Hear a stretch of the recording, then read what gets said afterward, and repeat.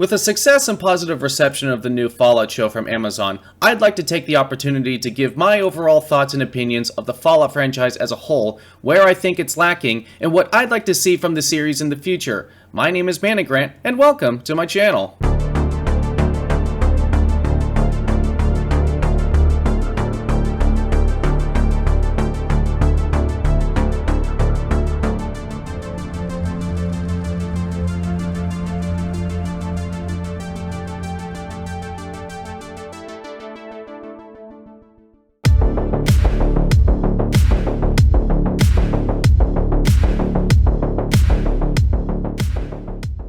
So I'll start off by saying that I've been a fan of Fallout since the release of Fallout 3 in 2008. I was just a kid in high school then, and it was my first true open world experience from the first person. Now, every other game in the first person I had played up until that point just had you running from point A to B in some fashion, killing everything in your path along the way. It's not a bad way to spend an afternoon after the homework was done, but like stepping out of Vault 101 for the first time, Fallout 3 opened me up to a much bigger world of what a game can even be for players. Now, it's 2024, and I'm a grizzled veteran of the gaming sphere, filled with biases and preferences, and at times jaded at the state of the games industry with a lot to say. So let's start with the positives. I was cautiously optimistic with the trailers for the show, and the fact that director Jonathan Nolan was a fan.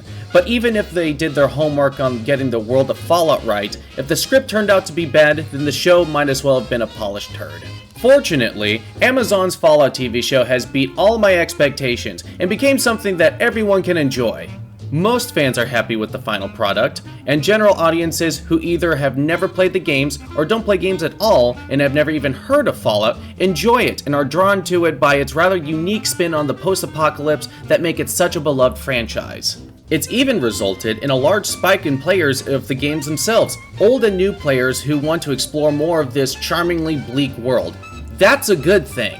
That's what a successful video game adaptation should do. Director Jonathan Nolan did a spectacular job bringing the world of Fallout to our living room televisions, and the general care and attention to detail, especially for more subtle things like the often wild swing of tone, from dark humor, social commentary of our own world, the graphic and sometimes comical level of violence, the bleak atmosphere, all counterbalanced and juxtaposed by the cheery and hopeful music that's such a hallmark for this Atom Punk post-apocalypse.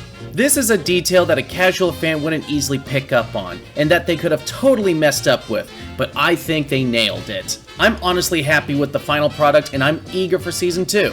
If only some other video game series adaptation that failed got this level of care and attention in their production. I'm still mad about how awful the Halo show is. Good grief, he's naked!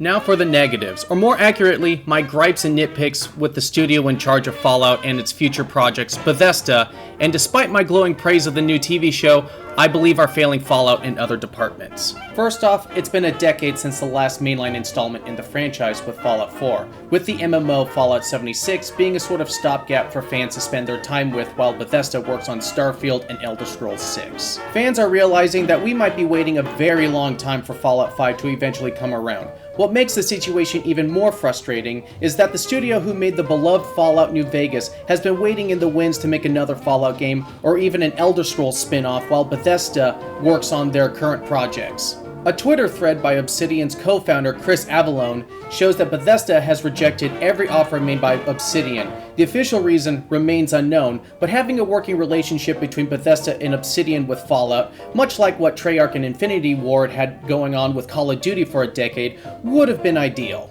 We can speculate all day on who's responsible, and while Todd Howard is the CEO of Bethesda and the face of the company, I'm not going to point fingers at him. He seems like a nice enough guy and actually likes to make video games. Now this also brings up my second point of contention. Microsoft now owns Bethesda after their shocking buyout of their parent company ZeniMax Studios in 2020 for a cool $7.5 billion. They also own Obsidian and a lesser-known studio known as inXile Entertainment. inXile worked on the CRPGs Wasteland 2 and 3 and remastered the original Wasteland from 1988, which Fallout is a direct spiritual successor from. inXile was also founded by Brian Fargo, one of the original minds behind Fallout in the 90s. What I'm getting at here is that Microsoft has assembled what might essentially be called a dream team of sorts, a getting the band back together opportunity really.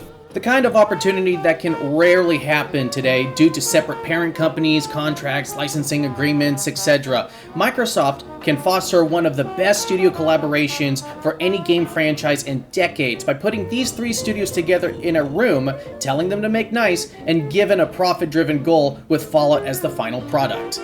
You have Obsidian, who have worked on the most widely beloved entry in the more modern Fallout games, and both Obsidian and inXile have a lot of experience working with isometric CRPGs of their own, with Bethesda holding onto the rights.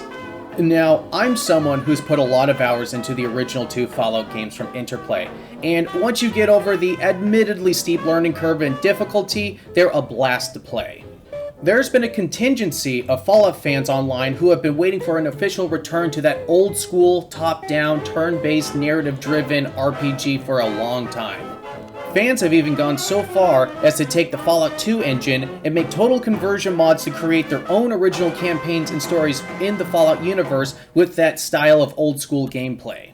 Now, people can argue and debate about the style of gameplay, and if there's even a large enough market for it to even be profitable. My argument for it is simply to look at the overwhelming success of Baldur's Gate 3, and how much it's proven that players have a desire for deeper RPGs and storytelling. Now, I'm not a fool in claiming that Obsidian and inXile have the budget, desire, or technical talent to replicate Baldur's Gate 3 as a sort of one-to-one recreation, but with a Fallout coat of paint. I'm merely suggesting, and even hoping for, a new Fallout game from a collaborated effort between Obsidian and inXile, with Bethesda's permission of course, for a new, deeply engrossing classic CRPG for Fallout, bringing the series back to its roots, focused on deep and intricate RPG mechanics, morally great choices, lots and lots of lore to sink our teeth into, and a compelling main plot that doesn't have anything to do with player characters having to find their parent or child or fucking dog or whatever.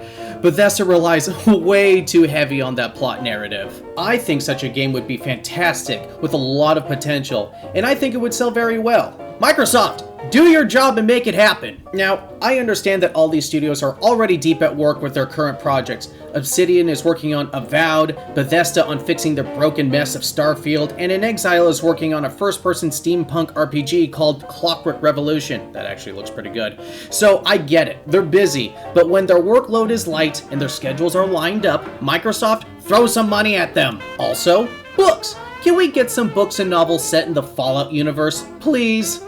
So what did you think of the Fallout TV show? Did it live up to the hype, or was it better than you expected? And what do you think of some collaborative effort between inXile and Obsidian for the next Fallout game? Let me know in the comments. Also, if you like the video I did here, make sure to check out the edited playthrough of Fallout 1 that I made in a 2-part series. It was a lot of fun to make, and I'm sure you'll enjoy watching it. Make sure to like and subscribe, and expect more from this channel in the near future.